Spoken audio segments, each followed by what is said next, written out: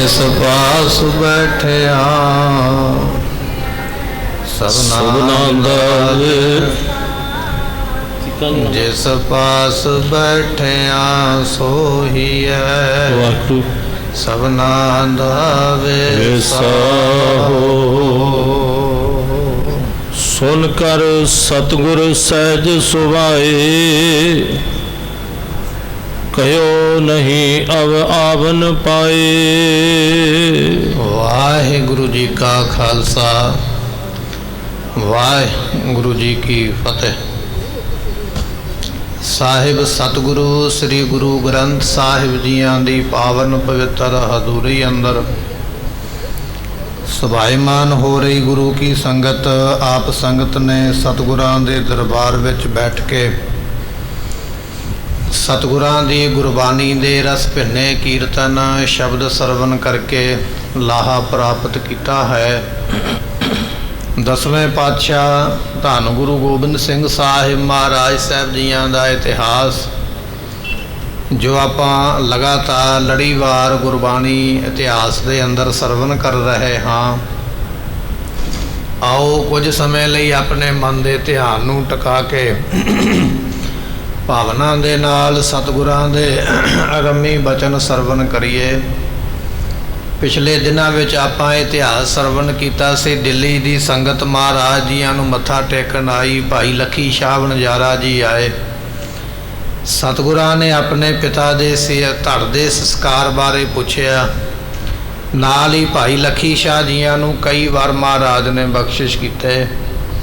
ਫਿਰ ਸਤਿਗੁਰਾਂ ਨੇ ਔਰੰਗਜ਼ੇਬ ਬਾਰੇ ਪੁੱਛਿਆ ਹੈ ਤੇ ਸੰਗਤਾਂ ਨੇ ਦੱਸਿਆ ਮਹਾਰਾਜ ਜਿਸ ਦਿਨ ਗੁਰੂ ਤੇਗ ਬਹਾਦਰ ਪਾਤਸ਼ਾਹ ਸ਼ਹੀਦ ਹੋਏ ਉਸ ਦਿਨ ਤੋਂ ਬਾਅਦ ਵਿੱਚ ਇਹ ਜਿਹੜਾ ਰਾਜਾ ਹੈ ਇਹ ਰਹਿ ਨਹੀਂ ਸਕਿਆ ਦਿੱਲੀ ਦੇ ਵਿੱਚ, ਅਤੇ ਰਾਤ ਨੂੰ ਇਸ ਨੂੰ ਸ਼ਹੀਦ ਸਿੰਘਾਂ ਦੇ ਦਰਸ਼ਨ ਹੋਏ ਕਿ ਜੇ ਦਿੱਲੀ ਵਿੱਚ ਰਹਿਣ ਦਾ ਯਤਨ ਕਰੇਗਾ ਤੇ ਤੈਨੂੰ ਮਾਰ ਦਿੱਤਾ ਜਾਵੇਗਾ। ਫਿਰ ਇੱਕ ਬੜਾ ਕਾਬਲ ਪੀਰ, ਬੜਾ ਦਰਵੇਸ਼ ਵੱਡਾ ਕਿਤੇ ਦਿੱਲੀ ਦੇ ਨੇੜੇ ਆਇਆ ਤੇ ਇਸ ਔਰੰਗਜ਼ੇਬ ਨੇ ਉਸ ਪੀਰ ਨੂੰ ਬੇਨਤੀ ਕੀਤੀ ਤੇ ਪੀਰ ਨੇ ਵੀ ਇਹ ਸਲਾਹ ਕੀਤੀ ਵੀ ਤੂੰ ਦਿੱਲੀ ਵਿੱਚ ਰਹਿਣ ਦਾ ਇਹ ਛੱਡ ਦੇ ਵਿਚਾਰ, ਦਿੱਲੀ ਛੱਡ ਕੇ ਚਲਾ ਜਾ, ਭਲਾ ਹੈ। ਪਰ ਹੁਣ ਹਿੰਦੁਸਤਾਨ ਦਾ ਮਾਲਕ ਹੈ, ਬਾਦਸ਼ਾਹ ਹੈ, ਦਿੱਲੀ ਨੂੰ ਬਿਨਾਂ ਕਿਸੇ ਗੱਲ ਤੋਂ ਕਿਵੇਂ ਛੱਡੇ? ਦੁਨੀਆ ਕੀ ਕਹੇਗੀ? ਲੋਕ ਲੱਜਾ ਵੀ ਰੱਖਣੀ ਹੈ।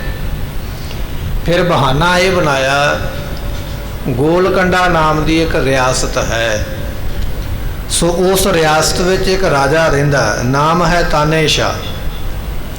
ਵੈਸੇ ਵਿਦਵਾਨਾਂ ਨੇ ਇਹਦਾ ਨਾਮ ਅਬੂ ਹੁਸੈਨ ਲਿਖਿਆ ਹੈ, ਪਰ ਤਾਨੇ ਸ਼ਾਹ ਵੀ ਇਸ ਦਾ ਨਾਮ ਹੈ। ਕਹਿਣ ਲੱਗੇ ਵੀ ਇਹ ਰਾਜਾ ਬਾਦਸ਼ਾਹ ਸ਼ਾਹਜਹਾਨ ਦੇ ਨਾਲ ਬੜਾ ਚੰਗਾ ਵਰਤਿਆ ਤੇ ਸ਼ਾਹਜਹਾਨ ਨੇ ਔਰੰਗਜ਼ੇਬ ਨੂੰ ਆਖਿਆ ਸੀ ਵੀ ਤਾਨੇ ਸ਼ਾਹ ਤੇ ਕਦੇ ਹਮਲਾ ਨਹੀਂ ਕਰਨਾ।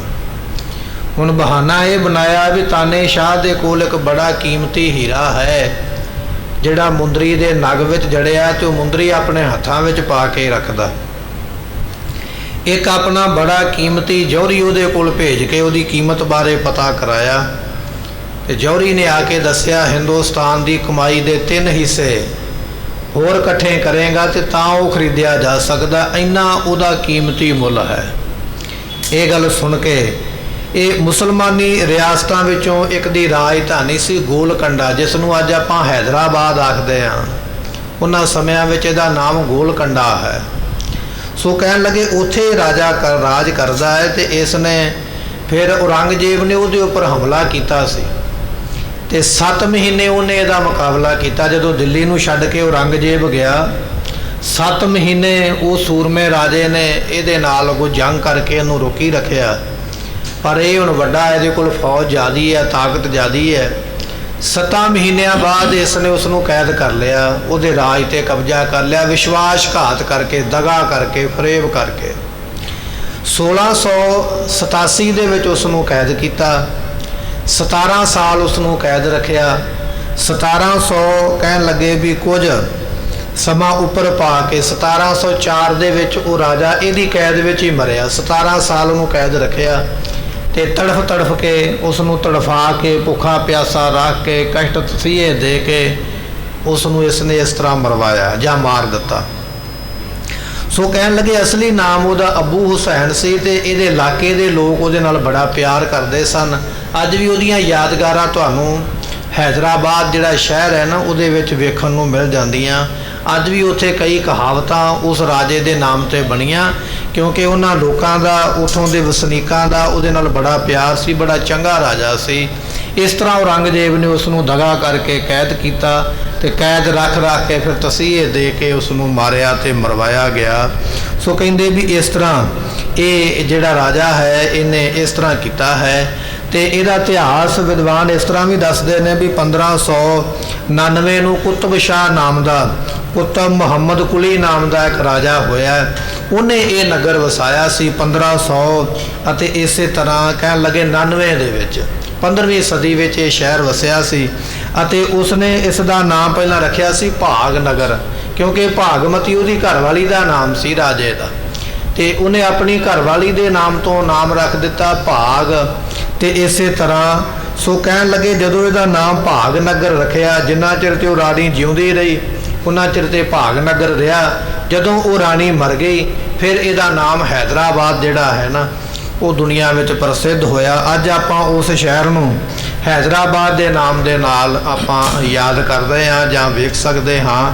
ਇਹ ਉਸ ਸ਼ਹਿਰ ਦਾ ਆਪਾਂ ਇਤਿਹਾਸ ਪਿਛਲੇ ਦਿਨਾਂ ਤੋਂ ਸਰਵਣ ਕਰ ਰਹੇ ਸੀ, ਜਿਹੜੇ ਆਪਾਂ ਬਚਨ ਸਰਵਣ ਕੀਤੇ ਸਨ ਨਾ ਵੀ ਇੱਕ ਰਾਜਾ ਰਹਿੰਦਾ ਤੇ ਬੜੀ ਕੀਮਤੀ ਅੰਗੂਠੀ ਉਹਨੇ ਪਾਈ ਹੈ, ਬੜਾ ਕੀਮਤੀ ਹੀਰਾ ਸੀ। ਇਸੇ ਸ਼ਹਿਰ ਦੇ ਉੱਪਰ ਇੱਥੇ ਉਹਦੀ ਰਿਆਸਤ, ਇਹਦਾ ਉਹ ਰਾਜ ਕਰਦਾ।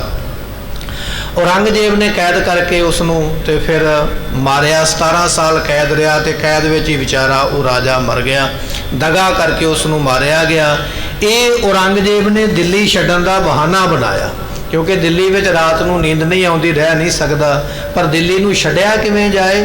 ਬਹਾਨਾ ਇਹ ਬਣਾ ਲਿਆ ਵੀ ਮੈਂ ਉਸ ਰਾਜੇ ਦੇ ਨਾਲ ਬਦਲਾ ਲੈਣਾ, ਉਹਦੇ ਨਾਲ ਵੈਰ ਕਰਨਾ। 7 ਮਹੀਨੇ ਹੈਦਰਾਬਾਦ ਨੂੰ ਘੇਰਾ ਪਾ ਕੇ ਬੈਠਾ, ਫਿਰ ਉਸ ਨੂੰ ਕੈਦ ਕਰਕੇ ਇਹਦੇ ਅੱਗੇ ਚਲਾ ਗਿਆ। ਇਹ ਇਤਿਹਾਸ ਆਪਾਂ ਪਿੱਛੇ ਸਰਵਣ ਕਰਿਆ ਏ। ਇਹ ਦਿੱਲੀ ਦੀ ਸੰਗਤ ਦੱਸਦੀ ਪਈ ਹੈ 10ਵੇਂ ਪਾਤਸ਼ਾਹ ਵੀ ਮਹਾਰਾਜ ਔਰੰਗਜ਼ੇਬ ਦਿੱਲੀ ਛੱਡ ਕੇ ਚਲਾ ਗਿਆ ਹੈ, ਹੈਦਰਾਬਾਦ ਦੇ ਰਾਜੇ ਉੱਪਰ ਚੜ੍ਹਾਈ ਕੀਤੀ ਹੈ। ਇਹ ਬਚਨ ਮਹਾਰਾਜ ਨੇ ਸੁਣੇ ਨੇ। ਪਾਤਸ਼ਾਹ ਅੱਗੋਂ ਕੀ ਜਵਾਬ ਦੇਣਗੇ ਸੰਗਤ ਨੂੰ, ਉਹ ਆਪਾਂ ਅੱਜ ਸਰਵਣ ਕਰਾਂਗੇ।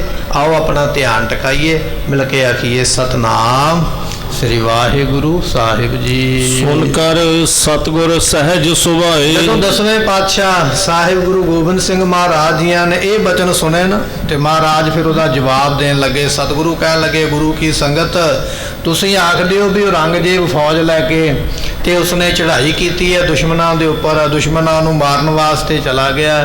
ਤੇ ਸਤਿਗੁਰਾਂ ਦੇ ਉਸ ਵੇਲੇ ਮੁਖ ਚੋਂ ਇਹ ਜਿਹੜੇ ਸੁਭਾਵਕ ਬਚਨ ਸਨ ਮਹਾਰਾਜ ਨੇ ਆਖੇ ਹਨ, ਕਹਿਓ ਨਹੀਂ ਆਵੇ ਆਵਨ ਪਾਏ। ਸਤਿਗੁਰੂ ਪਾਤਸ਼ਾਹ ਕਹਿੰਦੇ ਹੁਣ ਫਿਰ ਆ ਨਹੀਂ ਸਕੇਗਾ। ਇਹ ਬਚਨ ਸੁਭਾਵਕ ਹੀ ਨਿਕਲਿਆ ਮੁਖੋਂ। ਮਹਾਰਾਜ ਕਹਿੰਦੇ ਹੁਣ ਔਰੰਗਜ਼ੇਬ ਦੁਬਾਰਾ ਦਿੱਲੀ ਵਿੱਚ ਨਹੀਂ ਆਵੇਗਾ। ਦਿੱਲੀ ਨੂੰ ਛੱਡਿਆ ਇਸ ਗੱਲ ਦੇ ਉੱਪਰ ਸੀ ਵੀ ਕੁਝ ਦਿਨ ਉੱਥੇ ਰਵਾਂਗਾ, ਸਾਲ 2 ਸਾਲ ਰਵਾਂਗਾ, ਉਹਨੇ ਚਿਰ ਨੂੰ ਮਸਲਾ ਠੰਡਾ ਹੋ ਜਾਏਗਾ, ਫਿਰ ਮੈਂ ਵਾਪਸ ਦਿੱਲੀ ਵਿੱਚ ਰਾਜ ਕਰਾਂਗਾ। ਪਰ ਧੰਨ 10ਵੇਂ ਪਾਤਸ਼ਾਹ ਕਹਿਣ ਲੱਗੇ ਨਹੀਂ, ਉਹ ਹੁਣ ਦਿੱਲੀ ਵਿੱਚ ਆ ਹੀ ਨਹੀਂ ਪਾਵੇਗਾ, ਦਿੱਲੀ ਨਹੀਂ ਆ ਸਕੇਗਾ। ਉਹਦਾ ਸਮਾਂ ਇਸ ਤਰ੍ਹਾਂ ਦਾ ਬਣਨਾ, ਉਹਦੀ ਹਾਲਤ ਇਸ ਤਰ੍ਹਾਂ ਦੀ ਬਣਨੀ ਹੈ ਕਿ ਦਿੱਲੀ ਵਿੱਚ ਹੁਣ ਮੁੜ ਕੇ ਔਰੰਗਜ਼ੇਬ ਜਿਉਂਦਾ ਨਹੀਂ ਆਏਗਾ। ਬਹੁਤ ਬਰਖ ਕੋ ਹੋਏ ਹਗਾਮਾ। ਇਹ ਵੀ ਬਚਨ ਆਖੇ ਮਹਾਰਾਜ ਕਹਿੰਦੇ ਜਿੱਧਰ ਨੂੰ ਚੜ੍ਹ ਕੇ ਗਿਆ ਨਾ ਫੌਜ ਲੈ ਕੇ, ਹੰਕਾਰ ਕਰਕੇ ਵੀ ਮੈਂ ਹਿੰਦੁਸਤਾਨ ਦਾ ਬਾਦਸ਼ਾਹ ਤੇ ਮੇਰੇ ਅੱਗੇ ਕੌਣ ਅੜ ਸਕਦਾ, ਖੜ ਸਕਦਾ ਹੈ। ਸਤਿਗੁਰੂ ਪਾਤਸ਼ਾਹ ਕਹਿੰਦੇ ਜੰਗ ਕੋਈ 1-2 ਦਿਨ ਦੇ ਨਹੀਂ ਹੋਵੇਗੀ, ਇੱਥੇ ਤੇ ਬੜਾ ਸਮਾਂ ਲੱਗ ਜਾਣਾ ਹੈ। ਉਹ ਬਚਨ ਮਹਾਰਾਜ ਦੇ ਇਹੋ ਜਿਹਾ ਹੋਏ। 7 ਮਹੀਨੇ ਔਰੰਗਜ਼ੇਬ ਨੂੰ ਹੈਦਰਾਬਾਦ ਨੂੰ ਘੇਰਾ ਪਾ ਕੇ ਬੈਠਣਾ ਪਿਆ। 7 ਮਹੀਨਿਆਂ ਦੀ ਲੰਮੀ ਜੰਗ ਤੋਂ ਮਗਰੋਂ ਉਸ ਰਾਜੇ ਨੂੰ ਜਿੱਤ ਪਾਇਆ। ਅਤੇ ਇਸ ਤਰ੍ਹਾਂ ਇਹ ਸਾਰਾ ਪ੍ਰਸੰਗ ਵਾਪਰਿਆ।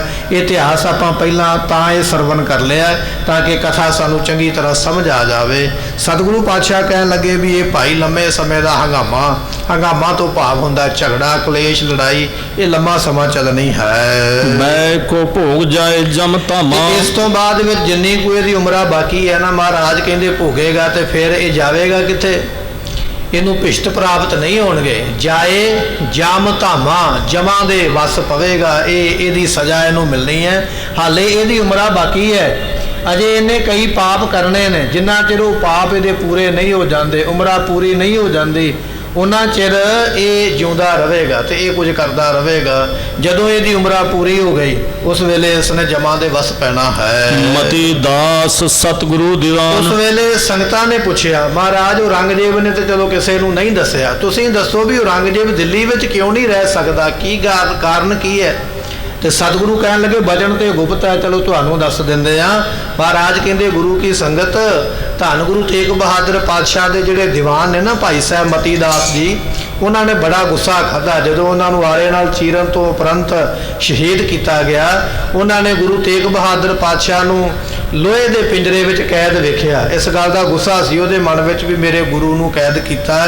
ਉਹ ਸ਼ਹੀਦ ਹੋਣ ਤੋਂ ਮਗਰੋਂ ਵੀ ਉਹਨੇ ਆਪਣਾ ਗੁੱਸਾ ਨਹੀਂ ਛੱਡਿਆ, ਅਜੇ ਉਸੇ ਤਰ੍ਹਾਂ ਗੁੱਸੇ ਦੇ ਨਾਲ ਭਰਿਆ ਹੋਇਆ। ਉਹ ਭਾਈ ਮਤੀ ਦਾਸ ਦੇ ਗੁੱਸੇ ਦਾ ਕਾਰਨ ਹੈ। ਬਸਿਓ ਦਿੱਲੀਪੁਰ ਥਾਂ। ਸਾਡਾ ਸਿੱਖ ਦਿੱਲੀ ਨੂੰ ਹਾਲੇ ਛੱਡ ਕੇ ਨਹੀਂ ਗਿਆ। ਉਹ ਕਹਿਣ ਲੱਗਾ ਵੀ ਰੰਗਿਆ ਜਿੰਨਾ ਚਿਰ ਤੂੰ ਦਿੱਲੀ ਨਹੀਂ ਛੱਡਦਾ ਮੈਂ ਦਿੱਲੀ ਚੋਂ ਜਾਣਾ ਨਹੀਂ, ਤੈਨੂੰ ਕੱਢ ਕੇ ਤੇ ਫਿਰ ਹੀ ਇੱਥੋਂ ਸੱਚਖੰਡ ਨੂੰ ਜਾਣਾ ਹੈ। ਸਾਡਾ ਉਹ ਸਿੱਖ ਗੁਰੂ ਘਰ ਦਾ ਦੀਵਾਨ ਭਾਈ ਮਤੀ ਦਾਸ ਇਹਦੇ ਨਾਲ ਗੁੱਸੇ ਹੋ ਕੇ ਤੇ ਉੱਥੇ ਹੀ ਬੈਠਾ, ਦਿੱਲੀ ਦੇ ਵਿੱਚ ਹੀ ਉਹਦਾ ਨਿਵਾਸ ਉਹਨੇ ਰੱਖਿਆ। ਗੁਪਤ ਰੂਪ ਵਿੱਚ ਸ਼ਹੀਦਾਂ ਦੀ ਮੌਜ ਨਾ, ਜਿੱਥੇ ਮਰਜ਼ੀ ਚਲੇ ਜਾਣ ਆ ਜਾਣ। ਉਹ ਇਹਦੇ ਤੇ ਗੁੱਸੇ ਆ ਵੀ ਜੇ ਤੂੰ ਦੁਬਾਰਾ ਦਿੱਲੀ ਨੂੰ ਮੂੰਹ ਕੀਤਾ ਤੇ ਤੂੰ ਸਵੇਰ ਦਾ ਫਿਰ ਸੂਰਜ ਨਹੀਂ ਵੇਖ ਪਾਏਗਾ। ਉਹ ਸਾਡਾ ਸਿੱਖ ਗੁੱਸੇ ਹੋ ਕੇ ਉੱਥੇ ਬੈਠਾ, ਇਹਨੂੰ ਕੱਢਣ ਦਾ ਕਾਰਨ ਉਹ ਬਣਿਆ ਹੈ। ਤੇ ਸਤਿਗੁਰੂ ਪਾਤਸ਼ਾਹ ਕਹਿੰਦੇ ਇਹ ਭਾਈ ਹਕੀਕਤ ਹੈ। ਸੁਖ ਸੋ ਸੁਪਤ ਨਾ ਦੇਤ ਨਿਕੇ। ਇਹਨੂੰ ਸੁੱਖਾਂ ਦੇ ਨਾਲ ਹੁਣ ਉਹ ਸੌਣ ਨਹੀਂ ਦੇਵੇਗਾ। ਦਿੱਲੀ ਤੇ ਭਾਵੇਂ ਛੱਡ ਦਿੱਤੀ ਹੈ, ਪਰ ਦਿੱਲੀ ਛੱਡ ਕੇ ਜਿੱਥੇ ਵੀ ਰਾਤ ਰਹੇਗਾ ਨਾ, ਇਹ ਹੁਣ ਚੈਨ ਦੀ ਨੀਂਦ ਲੈ ਨਹੀਂ ਪਾਵੇਗਾ, ਕਿਉਂਕਿ ਉਹਨੇ ਇਹਦਾ ਪਿੱਛਾ ਨਹੀਂ ਛੱਡਣਾ। ਇਹਦੇ ਗੁੱਸਾ ਉਹਨੇ ਕੀਤਾ ਤੇ ਇਹਦੇ ਮਗਰ ਲੱਗਾ ਹੋਇਆ।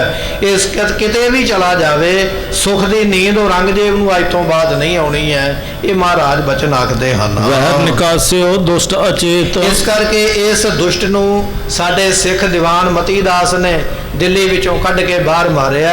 ਦਿੱਲੀ ਛੱਡਣ ਦਾ ਕਾਰਨ, ਭੱਜਣ ਦਾ ਕਾਰਨ ਸਾਡਾ ਦੀਵਾਨ ਮਤੀ ਦਾਸ ਬਣਿਆ।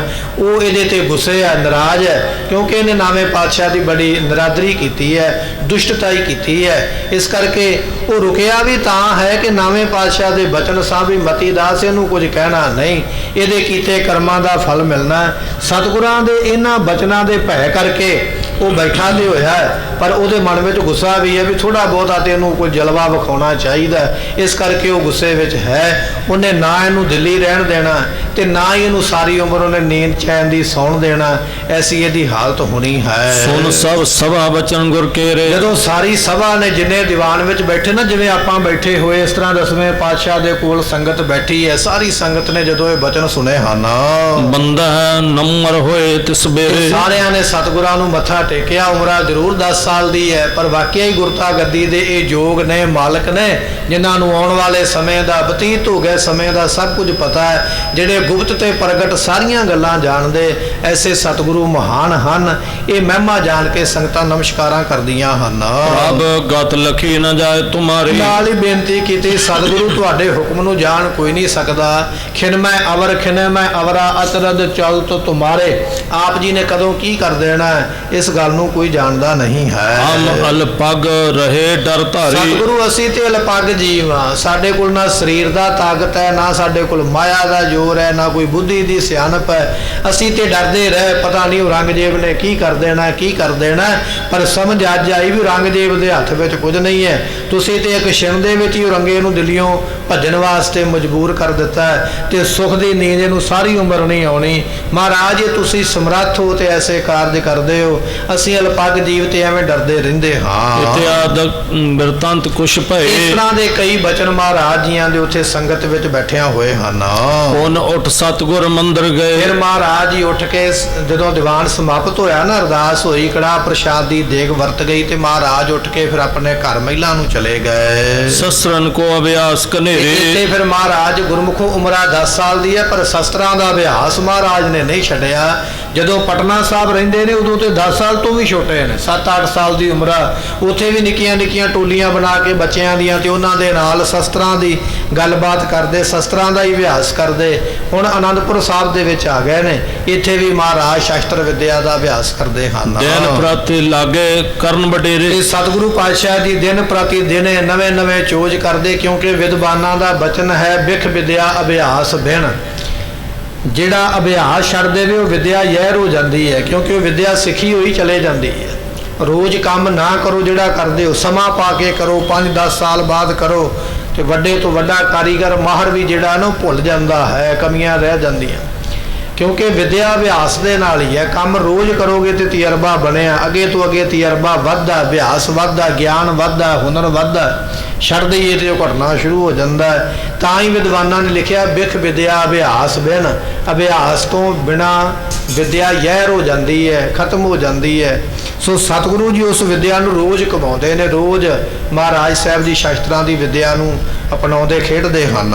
ਲਪੁਰ ਤੇ ਕਮਾਨ ਅਨੁਭਵੈ। ਮਹਾਰਾਜ ਜੀਆਂ ਨੇ ਲਾਹੌਰ ਸ਼ਹਿਰ, ਕਿਉਂਕਿ ਬੜੇ ਲੰਮੇ ਸਮੇਂ ਦਾ ਵਸਿਆ ਹੋਇਆ, ਤ੍ਰੇਤੇ ਯੁੱਗ ਦਾ ਲਾਹੌਰ ਸ਼ਹਿਰ ਵਸਿਆ, ਇੱਥੋਂ ਮਹਾਰਾਜ ਜੀਆਂ ਨੇ ਕਮਾਨ ਮੰਗਾਈ ਹੈ, ਤੀਰ ਕਮਾਨ, ਤੀਰ ਚਲਾਉਣ ਵਾਸਤੇ ਕਮਾਨ ਮੰਗਾਈ ਹੈ। ਤਾਨ ਕਾਨ ਲਗਬਾਨ ਚਲਾਵੇ। ਸਤਿਗੁਰੂ ਉਸ ਕਮਾਨ ਦੇ ਵਿੱਚ ਤੀਰ ਲਾ ਕੇ ਤੇ ਫਿਰ ਖਿੱਚ ਕੇ ਕੰਨ ਤੱਕ ਮਹਾਰਾਜ ਉਹਨਾਂ ਤੀਰਾਂ ਨੂੰ ਛੱਡਦੇ ਹਨ। ਕਰਿਓ ਖਾਕ ਤੋਦਾ ਸੁਧਰਾਏ। ਸਤਿਗੁਰਾਂ ਨੇ ਸਿੱਖਾਂ ਨੂੰ ਕਹਿ ਕੇ ਨਾ ਮਿੱਟੀ ਦਾ ਢੇਰ ਲਵਾਇਆ, ਵੱਡਾ ਸਾਰਾ ਉੱਚਾ ਟਿੱਬਾ ਬਣਾਇਆ। ਕਹਿਣ ਲੱਗੇ ਮਿੱਟੀ ਦਾ ਟਿੱਬਾ ਬਣਾਓ ਭਾਈ। ਉੱਚਾ ਟਿੱਬਾ ਬਣਾ ਕੇ ਤੇ ਮਹਾਰਾਜ ਉਸ ਟਿੱਬੇ ਦੇ ਉੱਪਰ ਕੁਝ ਨਿਸ਼ਾਨੀਆਂ ਕਰ ਦਿੱਤੀਆਂ, ਤੇ ਪਾਤਸ਼ਾਹ ਜੀ ਫਿਰ ਤੀਰ ਕਮਾਨ ਹੱਥਾਂ ਵਿੱਚ ਲੈ ਕੇ ਉਸ ਟਿੱਬੇ ਦਾ ਨਿਸ਼ਾਨਾ ਲੈ ਲੈ ਕੇ ਤੀਰ ਚਲਾਉਂਦੇ ਹਨ। ਦੇਸ਼ ਪ੍ਰਵੇਸ਼ੈ ਊਜ ਲਗਾਏ। ਤੇ ਸਤਿਗੁਰੂ ਪਾਤਸ਼ਾਹ ਜ਼ੋਰ ਤੇ ਥੋੜਾ ਜਿਹਾ ਲਾਉਂਦੇ ਨੇ, ਪਰ ਮਹਾਰਾਜ ਦੇ ਹੱਥੋਂ ਨਿਕਲਿਆ ਤੀਰ ਕਹਿਣ ਲੱਗੇ ਸਾਰਾ ਮਿੱਟੀ ਦੇ ਵਿੱਚ ਧੱਸ ਜਾਂਦਾ ਹੈ। ਇੰਨੀ ਬਰਕਤ ਮਹਾਰਾਜ ਦੇ ਹੱਥਾਂ ਦੇ ਵਿੱਚ ਹੈ। ਕਹੈ ਕੁਵਾਦਾ ਇੰਚਨ ਕਰੇ। ਸਤਿਗੁਰੂ ਪਾਤਸ਼ਾਹ ਜੀ ਦੁਬਾਰਾ ਫਿਰ ਕਹਿਣ ਲੱਗੇ ਵੀ ਉਸ ਨੂੰ ਖਿੱਚਦੇ ਨੇ ਕਮਾਨ ਨੂੰ ਤੇ ਤੀਰ ਚਲਾਉਂਦੇ।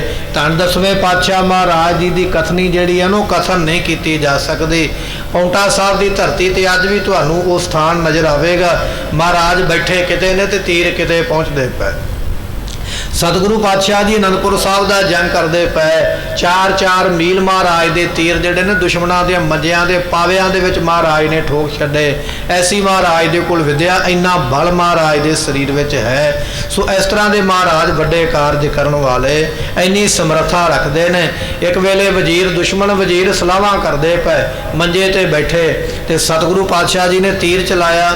ਜਿਸ ਮੰਜੇ ਤੇ ਬੈਠੇ ਨਾ, ਉਸ ਰੁੱਖ ਦੀ ਟਾਹਣੀ ਦੇ ਵਿੱਚ, ਟਾਹਣ ਦੇ ਵਿੱਚ ਆ ਕੇ ਉਹ ਤੀਰ ਲੱਗਿਆ। ਜਦੋਂ ਤੀਰ ਲੱਗਿਆ ਤੇ ਉਹ ਗੱਲਾਂ ਕਰਨ ਲੱਗ ਪਿਆ, ਕਹਿੰਦੇ ਮਹਾਰਾਜ ਕੋਲ ਸ਼ਕਤੀ ਹੈ, ਸ਼ਕਤੀ ਤੋਂ ਬਿਨਾਂ ਇੰਨੀ ਦੂਰ ਤੀਰ ਆ ਨਹੀਂ ਸਕਦਾ। ਮਹਾਰਾਜ ਹੁਣ ਜਾਣ ਗਿਆ ਵੀ ਇਹ ਤੇ ਸ਼ਕਤੀ ਦੀ ਗੱਲ ਕਰਦੇ। ਸਤਿਗੁਰਾਂ ਨੇ ਚਿੱਠੀ ਲੈ ਕੇ ਦੂਜੇ ਤੀਰ ਦੇ ਨਾਲ ਬੱਧੀ। ਜਿਸ ਪਲੰਘੇ ਤੇ ਬੈਠੇ ਗੱਲਾਂ ਕਰਦੇ ਸਨ, ਦੂਜਾ ਤੀਰ ਮਹਾਰਾਜ ਨੇ ਪਲੰਘੇ ਦੇ ਪਾਵੇ ਵਿੱਚ ਲਿਆ ਕੇ ਠੋਕਿਆ, ਚਿੱਠੀ ਨਾਲ ਬੱਧੀ ਹੋਈ। ਮਹਾਰਾਜ ਨੇ ਲਿਖਿਆ, ਕਹਿਣ ਲੱਗੇ ਇਹ ਨਾ ਜਾਣਿਓ ਸਾਡੇ ਕੋਲ ਸ਼ਕਤੀ ਹੈ, ਇਹ ਸਾਡੇ ਕੋਲ ਸ਼ਸਤਰਾਂ ਦਾ ਅਭਿਆਸ ਹੈ, ਇਹ ਸਾਡੀ ਵਿਦਿਆ ਦਾ ਹੁਨਰ ਹੈ। ਜੇ ਅਸੀਂ ਪਾਵੇ ਨੂੰ ਪਰੋ ਸਕਦੇ ਹਾਂ ਤੀਰ ਦੇ ਨਾਲ, ਤੇ ਤੁਹਾਡੀਆਂ ਛਾਤੀਆਂ ਪਰੋਣ ਲੱਗਿਆਂ ਵੀ ਟਾਈਮ ਨਹੀਂ ਲੱਗਣਾ, ਪਰ ਇਹ ਅਸੀਂ ਕੁਝ ਕਰਨਾ ਨਹੀਂ ਚਾਹੁੰਦੇ। ਇਸ ਤਰ੍ਹਾਂ ਮਹਾਰਾਜ ਨੇ ਉਹਨਾਂ ਨੂੰ ਇਹ ਕੌਤਕ ਕਰਕੇ ਦਿਖਾਇਆ ਸੀ। ਕਹਿੰਦੇ ਉਮਰਾਂ ਛੋਟੀ ਹੈ ਤਾਂ ਕਮਾਨ ਨੂੰ ਖਿੱਚਦੇ ਨੇ, ਤੀਰ ਚਲਾਉਂਦੇ, ਤੇ ਸਾਰੇ ਦਾ ਸਾਰਾ ਤੀਰ ਮਿੱਟੀ ਵਿੱਚ ਗੱਡਿਆ ਜਾਂਦਾ। ਧੰਨ ਦਸਵੇਂ ਪਾਤਸ਼ਾਹ ਨੇ ਜਦੋਂ ਸਰੀਰ ਛੱਡਿਆ ਨਾ ਹਜੂਰ ਸਾਹਿਬ ਦੀ ਧਰਤੀ ਤੇ, ਉਸ ਦਿਨ ਵੀ ਸਰੀਰ ਦੇ ਛੱਡਣ ਦਾ ਕਾਰਨ ਮਹਾਰਾਜ ਨੇ ਤੀਰ ਕਮਾਨ ਹੀ ਬਣਾਇਆ ਸੀ। ਸਤਿਗੁਰਾਂ ਦੇ ਜ਼ਖਮ ਲੱਗੇ ਤੇ ਸੀਤੇ ਹੋਏ ਸਨ, ਡਾਕਟਰ ਨੇ ਆ ਕੇ, ਤੇ ਮਹਾਰਾਜ ਕਿਸੇ ਨੇ ਸ਼ੰਕਾ ਕਰ ਲਿਆ ਕਿ ਵੀ ਏਡੀ ਵੱਡੀ ਕਮਾਨ, 9 ਟੰਕਾ ਤੀਰ ਮਹਾਰਾਜ ਦੇ ਕਮਾਨ ਸਾਹਮਣੇ ਪਿਆ ਹੋਇਆ।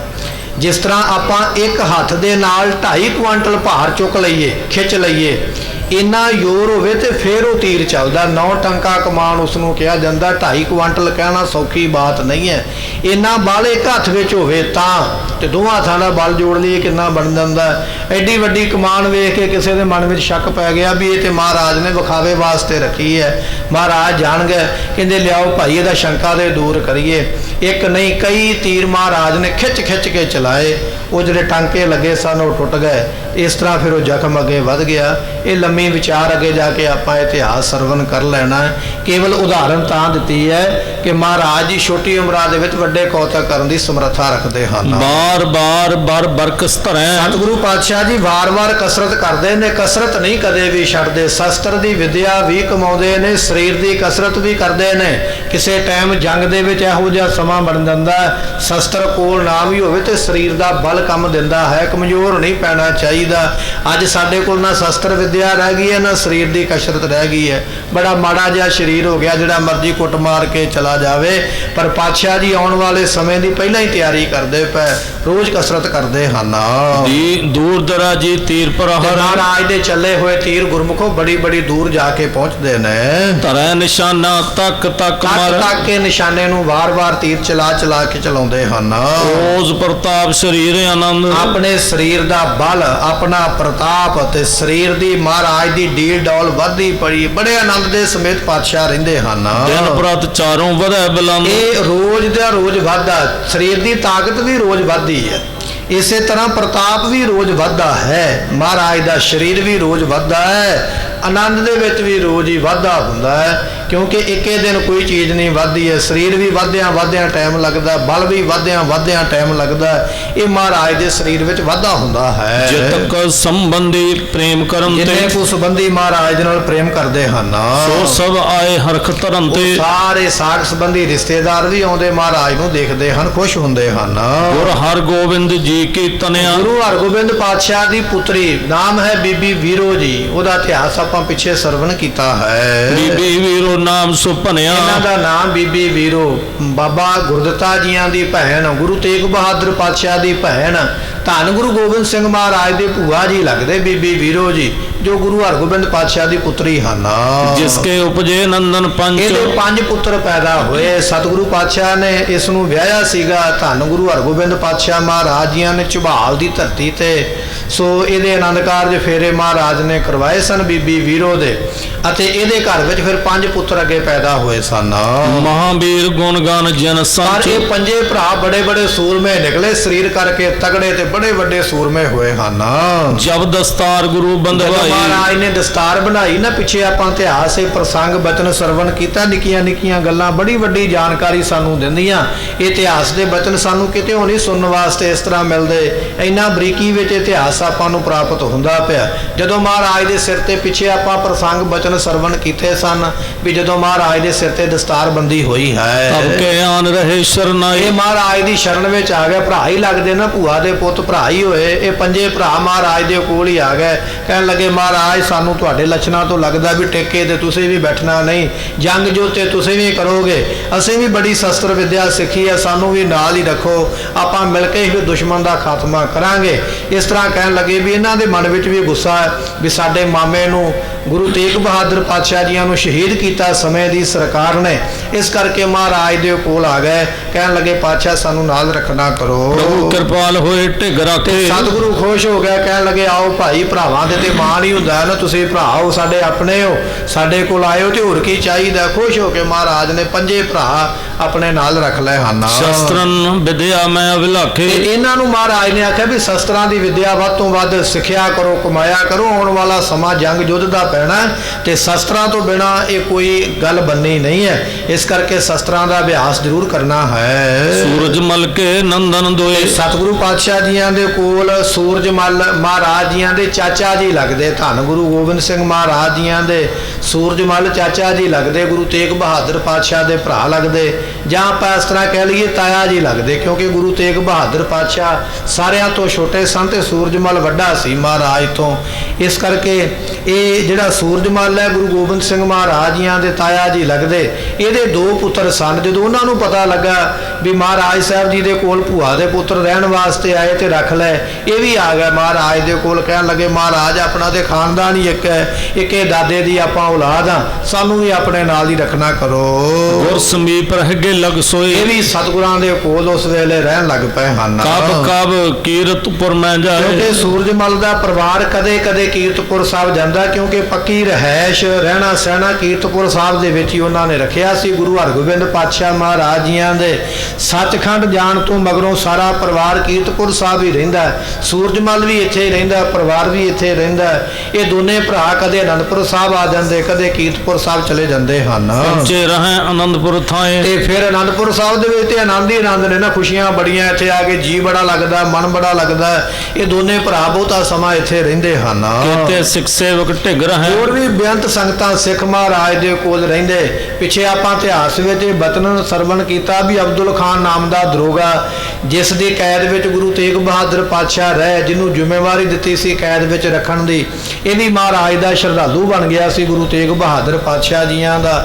ਇਸ ਨੇ ਫਿਰ ਮਹਾਰਾਜ ਨੂੰ ਬੇਨਤੀ ਕੀਤੀ, ਮਹਾਰਾਜ ਮੈਂ ਇੱਥੇ ਨੌਕਰੀ ਨਹੀਂ ਕਰਨੀ ਚਾਹੁੰਦਾ, ਇਹ ਪਾਪੀ ਬਾਦਸ਼ਾਹ ਮੇਰੇ ਕੋਲੋਂ ਵੀ ਪਾਪ ਕਰਵਾਉਂਦਾ ਹੈ। ਧੰਨ ਗੁਰੂ ਤੇਗ ਬਹਾਦਰ ਪਾਤਸ਼ਾਹ ਨੇ ਆਖਿਆ ਸਾਡੇ ਪੁੱਤਰ ਕੋਲ ਚਲੇ ਜਾਓ ਅਨੰਦਪੁਰ ਸਾਹਿਬ ਦੀ ਧਰਤੀ ਤੇ। ਇਹ ਅਬਦੁਲ ਖਾਨ ਦਰੋਗਾ ਆਪ ਤੇ ਆਪਣੇ ਨਾਲ ਪਰਿਵਾਰ ਦੇ 16 ਮੈਂਬਰ ਲੈ ਕੇ ਇਹ ਵੀ ਪਾਤਸ਼ਾਹ ਦੀ ਫੌਜ ਵਿੱਚ ਆ ਗਿਆ। ਮਹਾਰਾਜ ਤੁਹਾਡੇ ਨਾਲ ਮਿਲ ਕੇ ਰੰਗੇ ਨਾਲ ਹੀ ਜੰਗ ਕਰਾਂਗੇ। ਇਸ ਤਰ੍ਹਾਂ ਬੇਅੰਤ ਸੰਗਤਾਂ ਮਹਾਰਾਜ ਦੇ ਨਾਲ ਸਿੱਖ ਜੁੜ ਗਏ, ਫੌਜ ਵਿੱਚ ਭਰਤੀ ਹੋਏ ਹਨ। ਜਨਮ ਸਫਲ ਗੁਰਦਰਸ਼ਨ ਲਹੈ, ਕਿਉਂਕਿ ਗੁਰੂ ਪਾਤਸ਼ਾਹ ਦੇ ਕੋਲ ਰਹਿਣਗੇ, ਨਾਲੇ ਤੇ ਜਨਮ ਸਫਲਾ ਹੋਵੇਗਾ, ਨਾਲੇ ਦਰਸ਼ਨ ਹੋਣਗੇ, ਨਾਲੇ ਤਨਖਾਹ ਮਿਲਣੀ ਹੈ। ਇਹ ਤੇ ਦੋਨਾਂ ਹੱਥਾਂ ਵਿੱਚ ਲੱਡੂ ਵਾਲੀ ਗੱਲ ਹੈ, ਬੜੇ ਆਨੰਦ ਬਣੇ ਹੋਏ ਹਨ। ਵਿਦਿਆ ਕਰੈ ਬੰਦੂਕਨ ਕੇਰੀ, ਸਤਿਗੁਰੂ ਪਾਤਸ਼ਾਹ ਨੇ ਸਾਰਿਆਂ ਨੂੰ ਆਖਿਆ ਵੀ ਵਿਦਿਆ, ਬੰਦੂਕ ਦੀ ਵਿਦਿਆ, ਹਥਿਆਰ ਦੀ ਵਿਦਿਆ, ਸ਼ਸਤਰ ਦੀ ਵਿਦਿਆ ਸਿੱਖੋ ਵੱਧ ਤੋਂ ਵੱਧ, ਕਿਉਂਕਿ ਸ਼ਸਤਰ ਕੇ ਅਧੀਨ ਹੈ ਰਾਜ। ਸ਼ਸਤਰਾਂ ਦੇ ਨਾਲ ਰਾਜ ਲੈ ਜਾਂਦੇ, ਸ਼ਸਤਰਾਂ ਨਾਲ ਰਾਜ ਖੋਏ ਜਾਂਦੇ।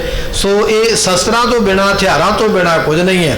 ਪਰ ਅਸੀਂ ਤੇ ਆਪਣੇ ਬੱਚਿਆਂ ਨੂੰ ਛੋਟੇ ਹੁੰਦੇ ਹੀ ਡਰਾ ਦਿੰਦੇ, ਕਦੇ ਉਸ ਨੂੰ ਕੋਈ ਡਰਾਵਾ ਦਿੱਤਾ ਜਾਂਦਾ, ਕੋਈ ਡਰਾਵਾ ਦਿੱਤਾ ਜਾਂਦਾ, ਡਰਾ ਕੇ ਇੰਨਾ ਕਮਜ਼ੋਰ ਕਰ ਦਿੱਤਾ ਜਾਂਦਾ, ਉਹ ਡਰ ਸਾਰੀ ਉਮਰੋਂ ਹੀ ਨਹੀਂ ਨਿਕਲਿਆ। ਕਦੇ ਬਿੱਲੀ ਤੋਂ ਡਰਾਇਆ, ਕੁੱਤੇ ਤੋਂ ਡਰਾਇਆ, ਕਦੇ ਕਿਹਦੇ ਤੋਂ ਡਰਾ ਦਿੱਤਾ। ਨਾ ਸ਼ਸਤਰਾਂ ਵੱਲ ਪ੍ਰੇਰਿਆ, ਨਾ ਸਿਖਾਇਆ, ਨਾ ਉਹ ਸੂਰਮਾ ਬਣਿਆ, ਡਰਾਕਲੀ ਬਣਾ ਦਿੱਤਾ।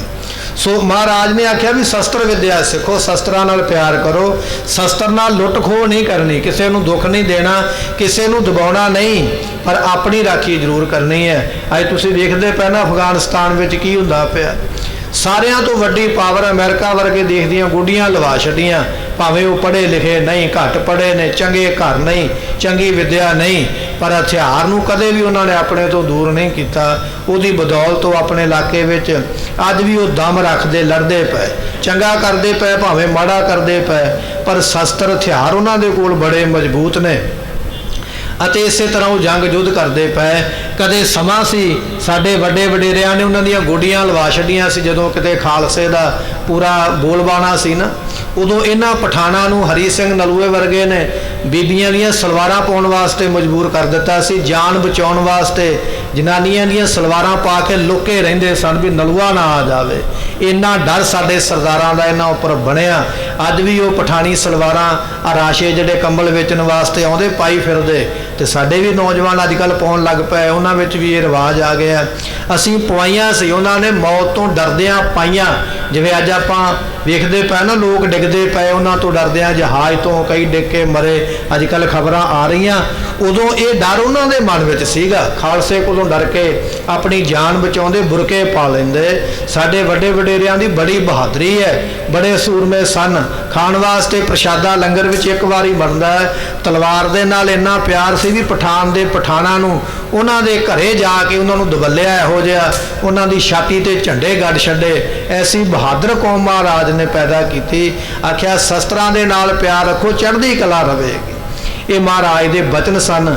ਜਦੋਂ ਸਤਿਗੁਰੂ ਜਾਣ ਲੱਗੇ ਨਾ ਸੱਚਖੰਡ ਨੂੰ, ਸੰਗਤ ਨੇ ਬੇਨਤੀ ਕੀਤੀ, ਮਹਾਰਾਜ ਸਾਹਿਬ ਜੀ ਆਪ ਜੀ ਕਿਰਪਾ ਕਰੋ, ਕੋਈ ਉਪਦੇਸ਼ ਦੇਵੋ। ਸਤਿਗੁਰੂ ਕਹਿੰਦੇ 2 ਬਚਨ ਚੇਤੇ ਰੱਖਿਓ ਖਾਲਸਾ ਜੀ, ਇਹ ਬਚਨ ਹਮੇਸ਼ਾ ਜ਼ਿੰਦਗੀ ਵਿੱਚ ਯਾਦ ਰੱਖਣੇ।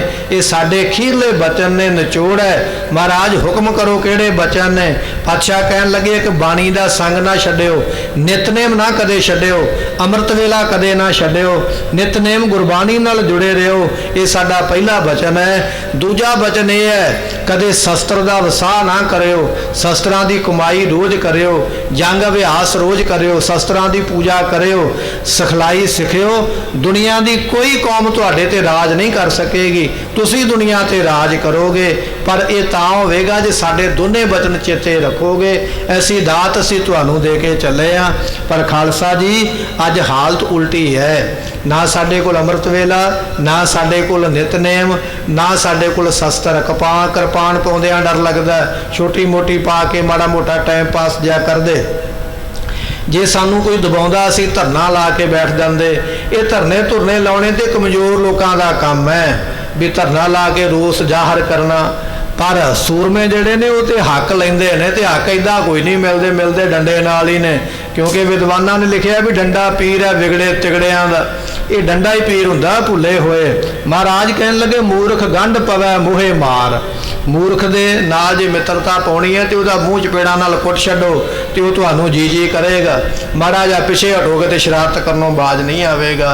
ये साडा सिद्धांत है, महाराज ने पंथ नूं बख्शिया, पर उस सिद्धांत तो असीं परे हो गए, दूर हो गए तो अज असीं मार खांदे पए। जिस कौम ने उन्होंने दबाया जिहड़े अज दुनिया नूं दबाउंदे पए, क्यों अज असीं आप दब गए? क्योंकि साडे कोल दोने चीज़ां ही रह नहीं गईयां। असीं दूजियां दे दिन त्यौहार मनाउंदे, दूजियां दे विच बड़े होए, सानू प्राप्ति कोई नहीं है। असीं काम अपना करना, पर साडे रीति रिवाज दूजियां वाले। विआह करना ना, मान लो विआह हुंदा पहला वो रिंग शरमणी हुंदी है, वो साडे विच थोड़ी है, ईसाइयां दे विच है। ईसाई लोकां दा वो कल्चर कह लईए, एक दूजे ने मुंदरी पाई तो विआह हो गया, असीं वो भी करते हैं। फिर महाराज दे कोल आके फेरे लेंदे हैं, फेरे लैण तो मगरों फिर जाके वरमाला पाई दी, जयमाला। वो साडा थोड़ा रिवाज है, इतिहास त्यौहार है, वो तो हिंदू लोगों का। जयमाला वो पाउंदे, असीं जयमाला भी पाउण लग पए।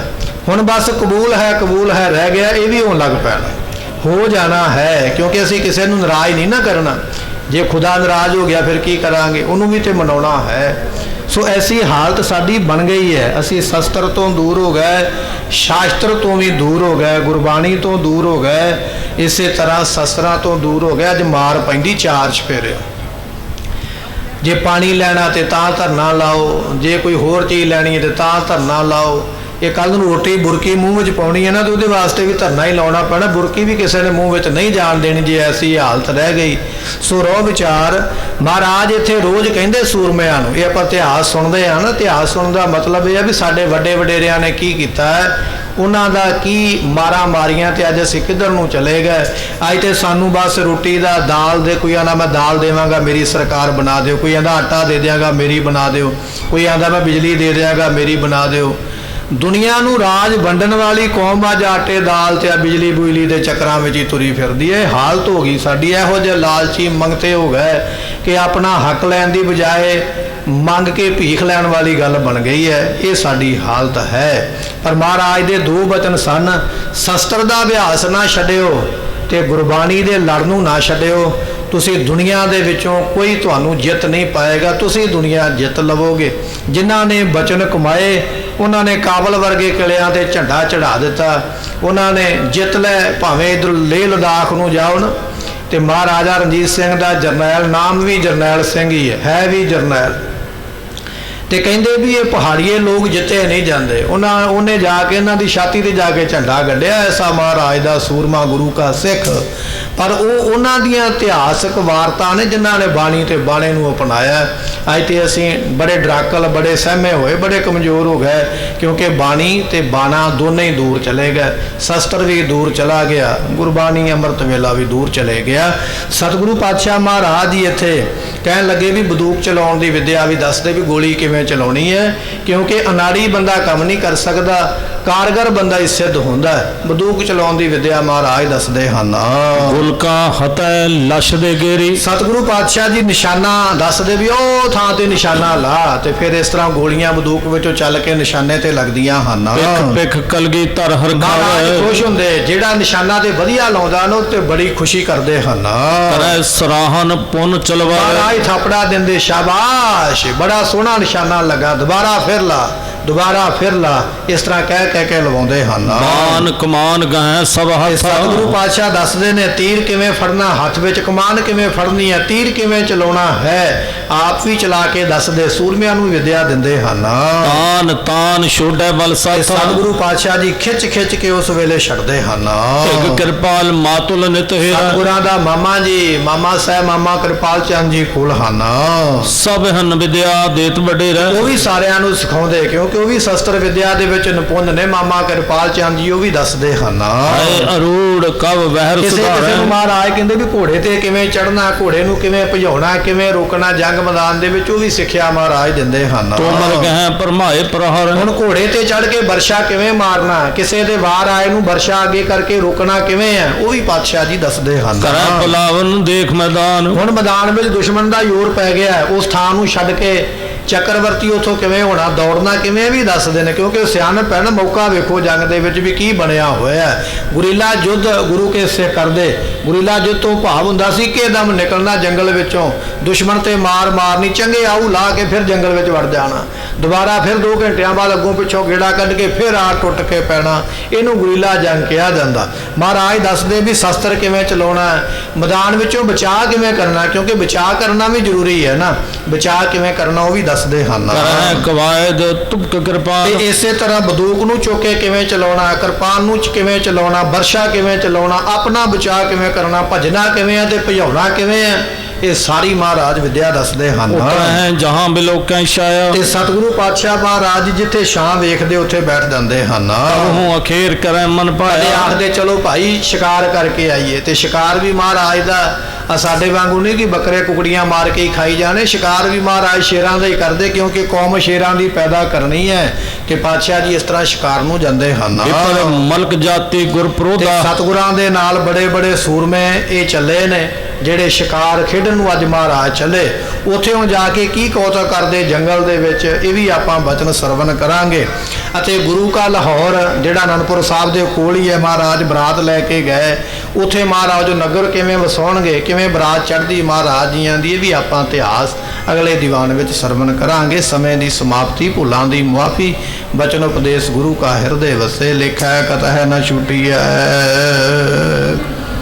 ਬਖਸ਼ਨਹਾਰ ਬਖਸ਼ ਲੈ। ਵਾਹਿਗੁਰੂ ਜੀ ਕਾ ਖਾਲਸਾ, ਵਾਹਿਗੁਰੂ ਜੀ ਕੀ ਫਤਿਹ। ਆਪ ਸੰਗਤਾਂ ਦੇ